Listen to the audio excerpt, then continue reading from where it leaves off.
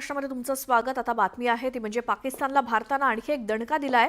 पाकिस्तानातून कोणत्याही मालाची आयात आता होणार नाही। पाकची आर्थिक कोंडी करण्यासाठी भारत सरकारने हा निर्णय घेतलाय। पाक सोबतचा संपूर्ण आर्थिक व्यवहार भारताने बंद करण्याचा निर्णय घेतलेला आहे। पाकिस्तानातून भारतात सिमेंट, ड्रायफ्रूट, दगड, सेंद्रिय रसायनं, धातू, चामड्याच्या वस्तू, स्टील अशा विविध वस्तू आयात केल्या जात होत्या, त्या आता बंद केल्या जात आहेत। पाकिस्तानला भारताने आणखी एक दणका दिलाय। ज्या काही वस्तूंची आयात होत होती ती आता बंद करण्यात आलेली आहे। पाकिस्तानातून कोणत्याही मालाची आयात भारतामध्ये यापुढे होणार नाही। त्यामुळे हा पाकिस्तानला आणखी एक दणका म्हणावा लागेल। आणखीन एक या संदर्भात माहिती घेऊयात आमचे प्रतिनिधी प्रशांत लीला रामदास यांच्याकडनं। प्रशांत, काय माहिती?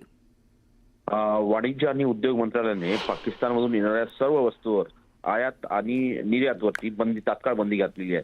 आपल्याला माहिती असेल 2 मे 2000 रोजी केंद्र सरकारने परराष्ट्र व्यापार धोरण 2023 अंतर्गत नवीन 2.2 त्यामध्ये इन्क्लूड केला आणि ही बंदी लागू केली आहे। त्यामुळे आता या बंदीचा परिणाम असा होणार आहे की पाकिस्तानमधून थेट किंवा अप्रत्यक्षपणे येणाऱ्या किंवा तिथून निर्यात होणाऱ्या सर्व वस्तूंवरती आयात आणि वाहतुकीवर तात्काळ बंदी घालण्यात आली आहे। हे राष्ट्रीय सुरक्षेच्या दृष्टिकोनातून, सार्वजनिक धोरणाच्या हिताच्या दृष्टिकोनातून हा निर्णय घेण्यात आला असं केंद्र सरकारने स्पष्ट केलं आहे। त्यामुळे पहलगामच्या हल्ल्यानंतर, दहशतवादी हल्ल्यानंतर जो झाला होता, त्या दहशतवादी हल्ल्यानंतर हा एक मोठा दणका पाकिस्तानला देण्यात आलेला आहे।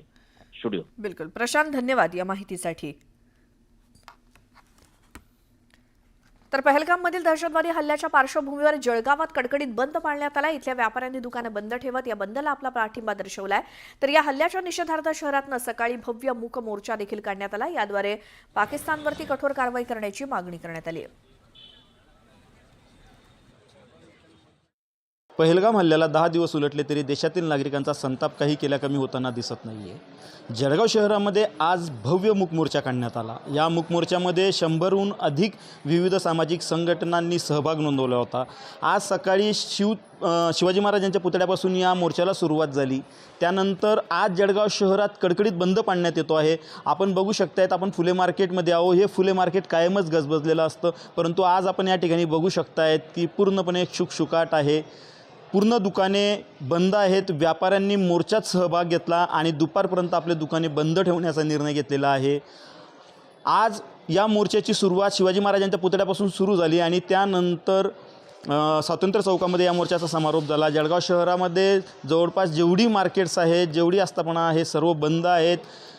पहलगाम हल्ल्याचा निषेध म्हणून नागरिकांनी या बंदला उत्स्फूर्तपणे प्रतिसाद दिल्याचं आपल्याला बघावयास मिळत आहे। विजय वाघमारे, न्यूज 18 लोकमत, जळगाव।